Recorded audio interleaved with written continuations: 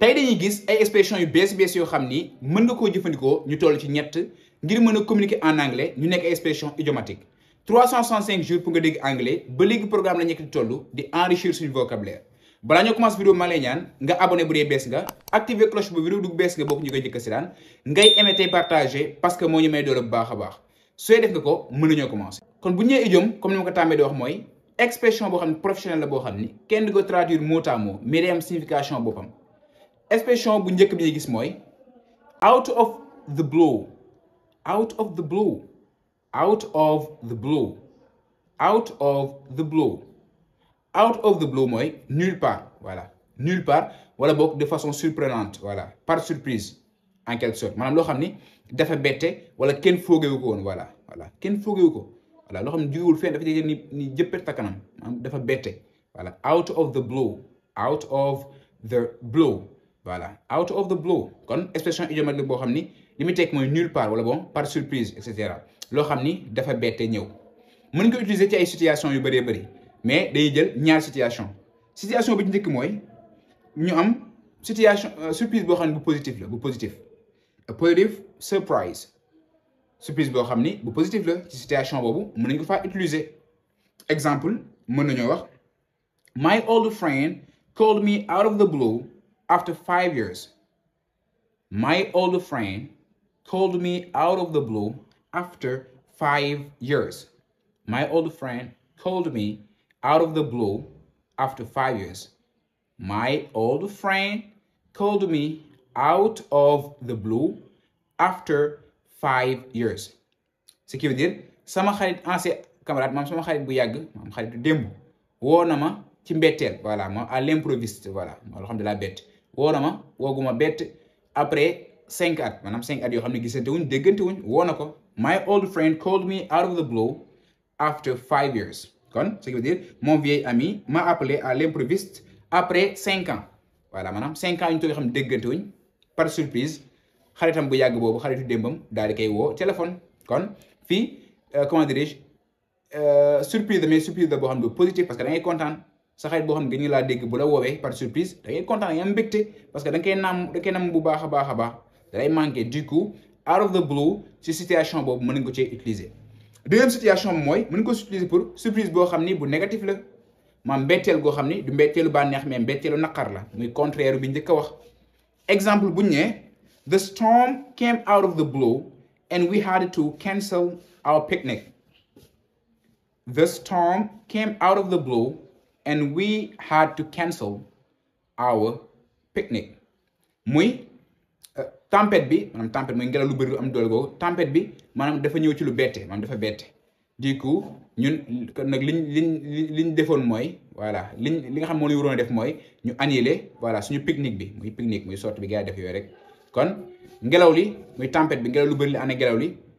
man lu may waxee nit la ngelaw lu bëri li voilà ànd ak poussière yi yëpp càllmeere yi yëpp dafa bett ñëwam dafa bett maanaam amam dafa bett ngelaw lu dafa bette kon nag amuñu woon beneen pexe bu dul ñu annuler suñu pique-nique bi kon the storm came out of the blue and we had to cancel our picnic. The storm came out of the blue and we have to cancel our picnic. kon c'était forcé à ce que ñu annuler ko parce que ngelaw lu bette tempête bu bette moom moo am kon out of the blue mooy loo xam ni ñëwul nulle part dafa ñëw à l'improviste loo xam kenn xaaru ko woon kenn foog ko woon voilà kon mën nga utiliser ñaari situation yi muy bu positif bi ak bu négatif voilà surprise bu ànd ak bànneex wala surprise boo xam ne naqar la voilà kon out of the blue ça veut dire nulle part ou bien à l'improviste. deuxième expression bi ñu am piece of cake boo ko déggee mooy benn daggitu gâteau wala lekk chocolat yooyu cake voilà du coup boo ko defee loolu traduction littérale bi la mais piece of cake mooy loo xam ni c'est facile maanaam dafa yomb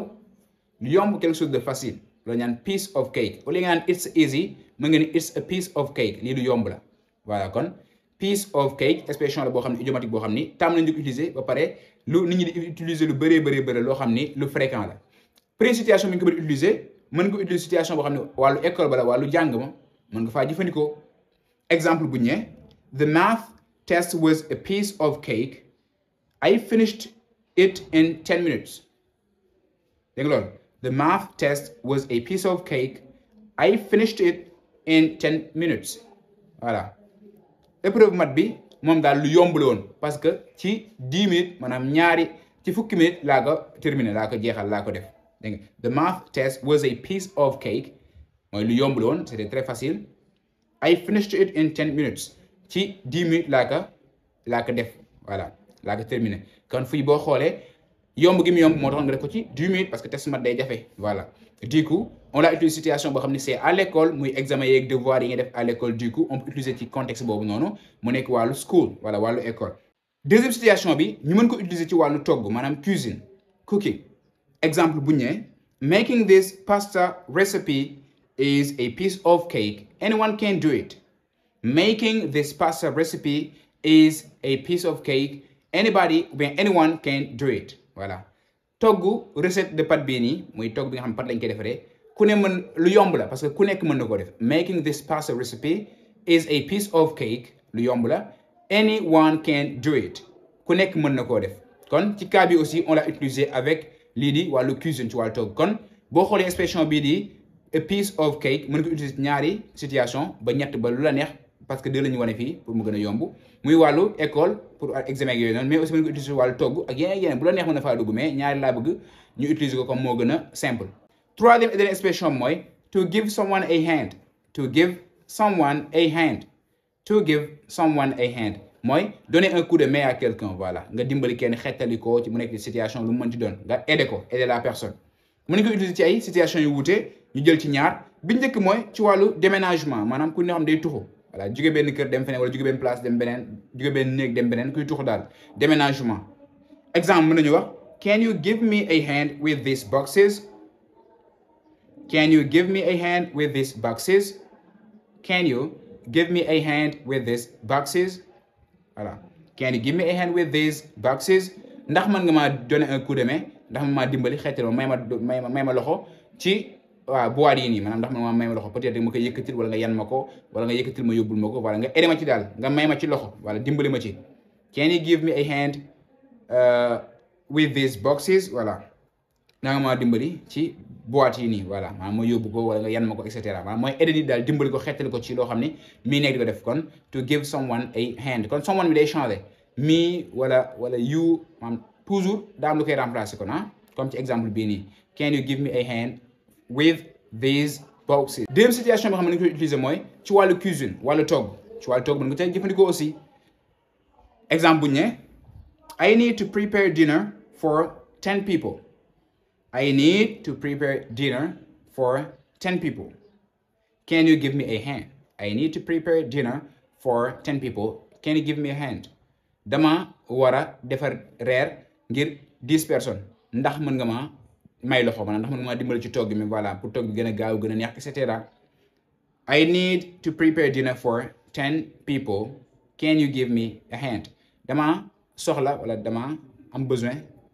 yëg need voilà soxlawu defar reer pour 10 personnes ndax mën nga ma may loxo voilà kon need mooy soxla avoir besoin. kon gars yi voilà li ma expression yi nga xam ne bëggoon nañu ko gis mooy ñett yoo xam ne am na solo loolu ci wàllu anglais mën koo jëfandikoo di abonné aimer partager parce que 365 jours pour nga dégg anglais moom tax a jóg ba pay di partager di aimer baax a baax di abonné ñu abonné gul active cloche bi jërë ngeen jëf